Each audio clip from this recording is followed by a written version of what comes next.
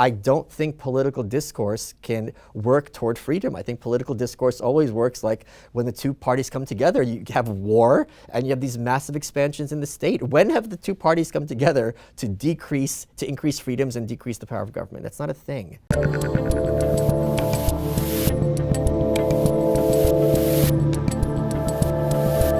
So that gives you hope, relating that to something you said earlier about how the WEF guys, that maybe they're more clownish, I think that you said, than godlike. It's like, so if we just keep pushing, that's what I was thinking all week. You know, I was watching some of the Al Gore, you saw Al Gore ranting and raving like a lunatic. I was like, this is not a guy who's confident in his ideas. This is not a guy who's got a lot. This is like, I mean, he struck me as like Alex Jones adjacent. I don't even mean that to put down Alex Jones. I mean like the level of like screaming in theater. I was like, something doesn't seem right here. You don't have to act like that if you're running the table. Yeah. If you go to Vegas, right, and the dealer who's going to win, the odds are in his favor, you don't see the blackjack dealer. The guy who's turning over the table is the one playing blackjack, the one who's in the losing position. So I think that we are in a very hopeful time. I think the number of Americans who are aware of the gun control is another great example. 20 years ago, you'd have the gun control people and then the gun rights people, and they'd be arguing. And at a certain point, and I don't know what the turning point was, the gun rights people are like, we're not even having this argument because you're not arguing in good faith. You say you don't want to take our guns. We know you do. We understand why. It's a non-starter. Every time there's a tragedy, which is absolutely a tragedy, which we would love to be able to prevent, you use as an excuse to take my weaponry and my ability to protect my family from the bad guys. It's like there's not a conversation to be had. So I think that kind of understanding, and it comes from both sides. I think from blue states, they just think these MAGA people are completely out to lunch, mindless. They're in a cult. They love Trump. There's nothing to talk to them about. That to me is healthy. I don't think political discourse can work toward freedom. I think political discourse always works like when the two parties come together, you have war and you have these massive expansions in the state. When have the two parties come together to increase freedoms and decrease the power of government? That's not a thing. Maybe after World War II when they shrank the state. Yeah. Maybe they've come together every now and again to bomb the hell out of somebody. It makes us feel good for a few days, usually. But not them. Not people the getting bombed, and those people grow up. Right. So, all right, so let's bring it back to the book for a second. So the book basically is about the fall of the Soviet Union. And the rise, and then afterwards, the white pill is afterwards and now. But there's a lot of weird stuff going on in that part of the world right now.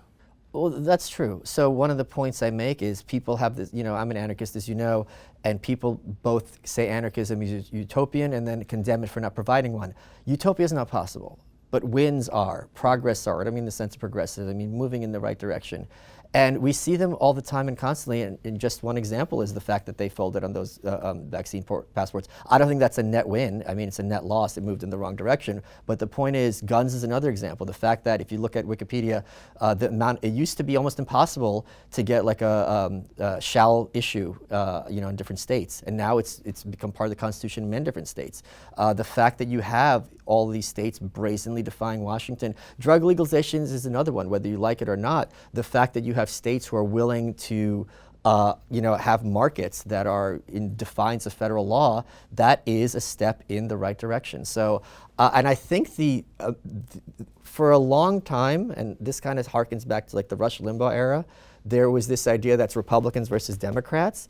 And now I think if I talk to most people and they say, who do you think is more of a pernicious influence on American culture? 50 Democratic senators or 50 executives of the New York Times? They're all going to say the New York Times, and they're going to be right. So the fact that you're identifying where this toxicity and malevolence is coming from, you're shooting at the wrong people. And I'm saying that figuratively, please.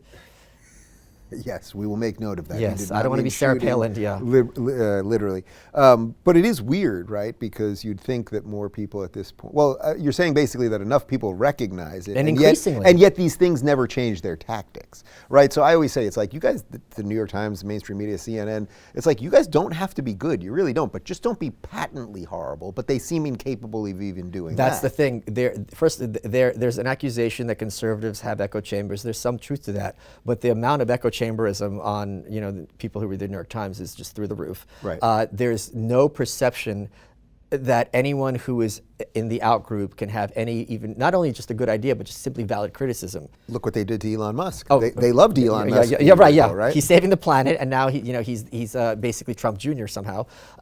So there is this kind of increasing siloization of American culture, but that's really bad, because if I'm in power and I want to maintain my power, and I see that there's this big part of the population that is a threat to my power, even if my power is illegitimate and malevolent, I still got to know who's coming at me, what are the metrics, so on and so forth.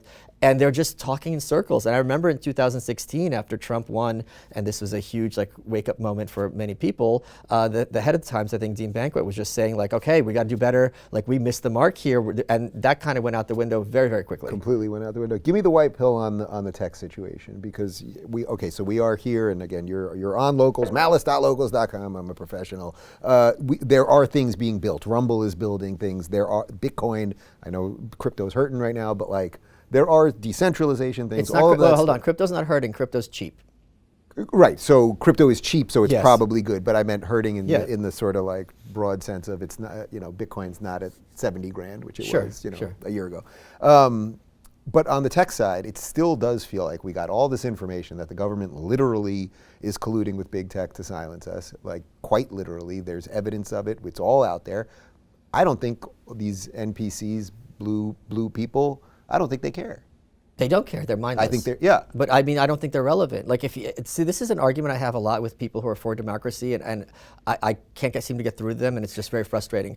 When you go to a farm, right, the farmer is always going to be out. Who would you rather have on your side, the farmer or the 100 cows?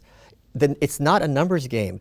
You're making it a numbers game because you've been taught since you're a kid that the numbers determine what happens, but that's completely false. And one obvious example was Obamacare. The Democrats had supermajorities, and so they had the numbers in terms of politicians, but the population was 70-30 against it, 60-40 against it. They put it through anyway. So politicians use democracy and the masses as a mechanism to validate that which they wanted to do anyway. But if the popular support isn't there, they're still going to push ahead. They don't care. All they care about is their power and their agenda. So yes, there's a big percentage of population who are functionally mindless, and I don't think this is exclusive to blue states or blue people at all, blue voters at all, but to me, they're just largely irrelevant. I think what matters is, are you going to attract the quality minds? Are you going to attract the people who are innovators, who are moving culture forward? If Elon Musk voted Democrat Party line, but he was doing Matt Taibbi's not a right winger. Glenn Greenwald is a hardcore lefty. Yeah. So Jimmy Dore is another one. I don't know if there's beef with you and him, but whatever. No, we settled it. Okay, good. Not even publicly. We did it privately. I've never said it on air before. I just had my show. It was great. I don't agree with him on a lot, but when you have people who are honest and have a left-wing perspective, that's fine. And who are a threat to those in power, there's so much talk about how journalism is speaking truth to power. And one of the things, this drives me crazy, because conservatives always say, oh, when I was a kid, journalists were honest. No, when you were a kid, you were a kid. When you were a kid, you think no one has sex, no one does drugs, no one drinks, because you don't see it, because you're a kid. So you're going to be oblivious to all these lies and machinations and misdirection.